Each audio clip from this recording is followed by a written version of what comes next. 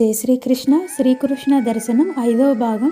ఆ కృష్ణుని అనుగ్రహంతో ఈ శ్రీకృష్ణ దర్శనం దివ్యంగా సాగిపోతుంది. కృష్ణస్వామి నాకు అనేక రూపాలలో దర్శనమిస్తూ ద్వాపరయుగంలోకి తీసుకువెళ్ళి గోకులంలోని తన స్నేహితులందరినీ చూపిస్తూ ఉన్నాడు. చిన్ని కన్నయ్య ఎంత ముద్దుగా ఉన్నాడో చూడండి. ఎప్పుడు కృష్ణుని వద్ద 4-5 రకాల రంగురంగుల గుడ్డలు ఉంటాయి. వాటిలో ఒకటి తీసుకొని నుదుటికి చుట్టుకునేవాడు. మధ్యాహ్నం ఆట అయ్యాక మరొక రంగు తీసుకొని చుట్టుకునేవాడు. ఇలా రోజు మొత్తం ఆ 4-5 రకాల గుడ్డ ముక్కలను నుదుటిని చుట్టుకునేవాడు ఆ కన్నయ్య. ఒక్కసారి దాని మధ్యలో నెమలి పించం దోపేవాడు. కన్నయ్యకు నెమలి పించం ఎంత ఇష్టమో. ఒక్కొక్క రోజు 3-4 పించాలను కూడా తలకి చుట్టుకున్న ఆ గుడ్డకు దోపి పెట్టుకునేవాడు. ఇలా 4-5 పించాలతో రంగురంగుల ఆ నుదుటి గుడ్డలతో అటు ఇటు పరిగెడుతూ ఆ కన్నయ్యను చూడండి ఎంత ముచ్చటగా ఉన్నాడో. ఈరోజు నన్ను గోకులం బయటకు తన స్నేహితులతో తీసుకువచ్చాడు. ఆ గోపబాలురంటే కన్నయ్యకు ఎంతో ప్రాణం. ఒక పిల్లవాడిని చూపించి, ఇదిగో ఇతడు ఎంత బాగా ఆడుతాడో తెలుసా అని చెప్పాడు. నన్ను అక్కడ నుంచోమని అన్నాడు. కన్నయ్య గోపబాలురితో కలిసి దగ్గరలో ఉన్న చెట్టుపైకి ఎక్కసాగాడు. కన్నయ్య చెట్టు అలా ఎక్కుతుంటే తలపై ఉన్న 4 పించాలలో 2 కింద పడ్డాయి. నన్ను పిలిచి ఆ పించాలను తీసి తనకు ఇవ్వమని అన్నాడు. నేను ఆ 2 పించాలను తీసుకొని కళ్ళకి హత్తుకొని చెట్టుని పట్టుకొని పైకి ఎక్కుతున్నాను. కన్నయ్య వద్దకు వెళ్ళి కన్నయ్య చేతికి ఇచ్చాను. చేత్తో కిందకి జారకుండా చెట్టును గట్టిగా పట్టుకొని రెండో చెయ్యి నా వద్దకు చాచి ఈ 2 పించాలను తీసుకున్నాడు. ఎక్కడ జారి పడతానో అని బెదురుతున్న నన్ను చూసి చిరునవ్వు నవ్వాడు కన్నయ్య. ఆ చిరునవ్వులో పరమార్థం నాకు అర్థమయ్యింది. విశ్వం మొత్తాన్ని పట్టుకొని ఉన్న ఆ కన్నయ్యకు ఈ చెట్టుని పట్టుకోవడం ఒక లెక్క.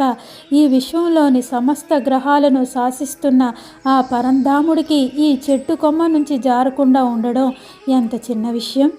కన్నయ్య అలా చెట్టు ఎక్కుతుంటే ఆ చెట్టు మీద ఉన్న నెమళ్ళు, అనేక రకాల పక్షులు కన్నయ్య చుట్టూ ఎగరసాగాయి. ఆ దృశ్యం క్రింద నుంచి చూస్తున్న నాకు ఎంతో ముచ్చటగా ఉంది. అదిగో ఆ నెమలిని చూడండి. ఆ చెట్టు కొమ్మలపై అటూ ఇటూ ఎగురుతూ కన్నయ్య చెట్టుపైకి పాకుతుంటే తాను కూడా వెళ్ళి పక్కనే వాలుతుంది. ఆ నెమళ్ళు కొన్ని పక్షులైతే ఎంతో అద్భుతంగా పాడుతూ ఆ పక్కనే కొమ్మలపై కూర్చున్నాయి. ఆ గోపబాలురంతా ఎంత పుణ్యం చేసుకున్నారో. కన్నయ్య అలా ఆడుతున్న ఆ చెట్టు ఎంతటి పుణ్యం చేసుకుందో. అలా కాసేపు ఆడుకున్న తర్వాత అందరూ కలిసి కిందకి దిగారు. కన్నయ్య స్నేహితులందరినీ ఇళ్లకు వెళ్ళమని చెప్పి, నీకు ఇప్పుడు ఒక అద్భుతమైన కథను చెప్తాను.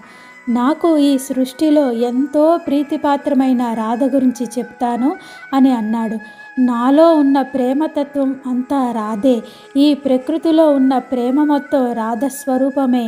రాబోయే కాలాలలో రాధాకృష్ణ తత్వంపై ఎన్నో కావ్యాలు వస్తాయి, ఎన్నో కీర్తనలు వస్తాయి. రాధాకృష్ణ ప్రేమతత్వం యుగ యుగాలుగా ఈ విశ్వం మొత్తానికి ఆదర్శంగా నిలుస్తుంది. రాధ లేని కృష్ణుడు లేడు, కృష్ణుడు లేని రాధ లేదు. నాకు అంతటి అపూర్వమైన రాధ జన్మ విశేషం చెప్తాను విను అని కన్నయ్య నాకు ఇలా చెప్పసాగాడు. వృషభానుడు అనే రాజు ఎన్నో వేల గోవులకు అధిపతి. అతని భార్య కీర్తి. ఈ దంపతులిద్దరికీ శ్రీమన్నారాయణుడంటే ఎంతో భక్తి. ఎప్పుడు ఆ స్వామి ఆరాధనలోనే వారిరువురు జీవితం గడపసాగారు. వారికి చాలా కాలం సంతానం కలగలేదు. కానీ వారు ఏమాత్రం నిరుత్సాహపడకుండా ఇప్పుడు ఆ పురుషోత్తమునే ఆరాధిస్తూ ఉండేవారు. అలా ఉండగా ఒకనాడు రాత్రి శ్రీమన్నారాయణుడు వారికి కనిపించి, ఓ పుణ్య దంపతులారా, పూర్వజన్మలో మీరు కళావతి, సుచంద్రుడు, మీరు ముక్తి కోసం బ్రహ్మదేవుని అనుగ్రహం కోసం గోమతీ నది తీరాన ఎన్నో సంవత్సరాల పాటు ఎంతో గొప్ప తపస్సు చేశారు. అప్పుడు బ్రహ్మదేవుడు ప్రత్యక్షమై మీ దంపతులిద్దరికీ ద్వాపరయుగంలో చివరిలో గోకులంలో జన్మిస్తారని, అప్పుడు మీకు రాధాదేవి పుత్రికగా జన్మిస్తుందని, అక్కడితో మీకు ముక్తి లభిస్తుందని మీకు వరమిచ్చాడు. అప్పటి ఆ వర ఫలితంగా రాధాదేవి మీకు ఇప్పుడు పుత్రికగా జన్మిస్తుంది. ఆమె వలన గోకులమంతా ఎంతో ధన్యులవుతారు అని చెప్పి అంతర్ధానమయ్యారు. వృషభానుడి కీర్తి ఆ శ్రీమన్నారాయణి అనుగ్రహం తమకు కలిగిందని గ్రహించి ఎంతో సంతోషించారు. నిత్యం ఆ స్వామి ఆరాధనను స్మరిస్తుండగా కాలక్రమాన కీర్తి గర్భవతి అయ్యింది. ఆ దంపతులు ఎంతో ఆనందించారు. ఆ పురుషోత్తముని ఎన్నో విధాలుగా కీర్తించారు. అనేక రకాల పువ్వులతో శ్రీ లక్ష్మీనారాయణులను ఎంతో గొప్పగా పూజించారు. గర్భవతి అయిన కీర్తి ప్రతినిత్యం శ్రీమన్నారాయణుల వారిని, వారి గుణగణాలను, వారి విశేషాలను స్తోత్రం చేస్తూ ఉండేది. ఆ స్వామి వైభవాన్ని ఎంతో గొప్పగా వర్ణిస్తూ ఎన్నో కీర్తనలను పాడేది. ఇలా ఉండగా భాద్రపద మాసం వచ్చింది. అది కృష్ణపక్షం అష్టమి సోమవారం.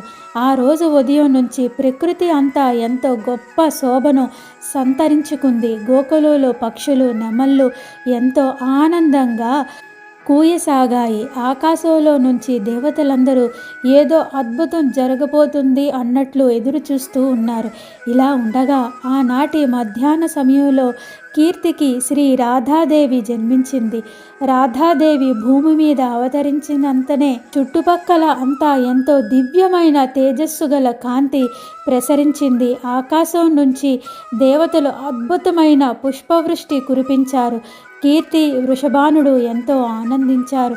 ఆ జగన్మాతే మన ఇంట్లో అవతరించిందని అని ఎంతో ఆనందించారు. ఆ పాప ఎంత ముచ్చటగా ఉందో చూడండి, ఎంత తేజస్సుతో వెలిగిపోతుందో. ఈ సంతోషకర వార్త విని యశోదానందుడు కన్నయ్యను తీసుకొని వృషభానుని వద్దకు వచ్చారు. ఎంతో ముద్దుగా ఉన్న ఆ కన్నయ్యను చూసి వృషభానుని పురంలో ప్రజలందరూ ఎంతో ముచ్చటపడ్డారు. వీరందరూ కలిసి వృషభానుడికి ఇంటికి వచ్చారు. యశోదానందుడు కన్నయ్యను తీసుకొని ఉయ్యాల వద్దకు వెళ్ళారు. ఎంత తేజస్సుతో ఉంది ఈ పాప అనుకుంది యశోదమ్మ. ఆశ్చర్యం, అచ్చం చిన్నప్పటి కన్నయ్యలాగానే ఉంది అనుకుంది. ఆ మహాలక్ష్మియే ఇలా జన్మించలేదు కదా అని తలుచుకుంది యశోదమ్మ. ఆ పాప తేజస్సును చూసి యశోదమ్మకు నోట మాట రావటం లేదు. అయితే ఒక విషయం ఆమెని ఎంతో ఆశ్చర్యానికి గురిచేసింది.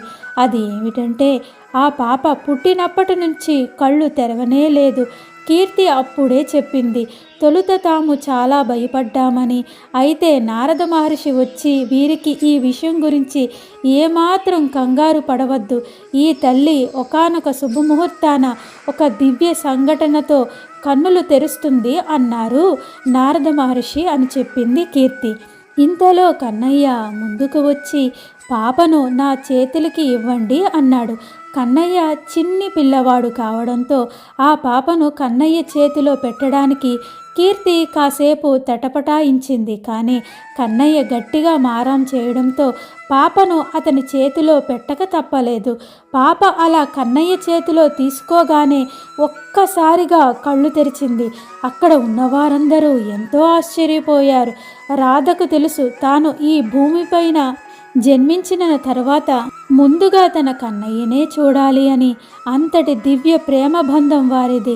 రాధాదేవి అలా కళ్ళు తెరవడమే కాకుండా ఎంతో చక్కగా కన్నయ్య వంక చూస్తూ ముసిముసి నవ్వులు చిందిస్తూ ఉంది.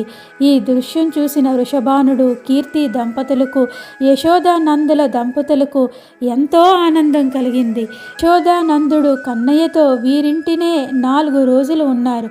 ఆ 4 రోజులు కన్నయ్యకు రాధతోనే లోకం.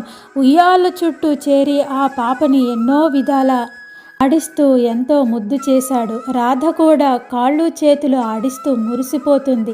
అటు తర్వాత వారు తిరిగి గోకులానికి అందరూ వెళ్ళారు. ఈ విధంగా కన్నయ్య నాతో రాధాదేవి జన్మ వృత్తాంతాన్ని ఎంతో ఆనందంతో చెప్పాడు. ఆహా, ఈ రాధాకృష్ణులు ఇద్దరు దర్శనంతో నా జన్మ ధన్యమైంది.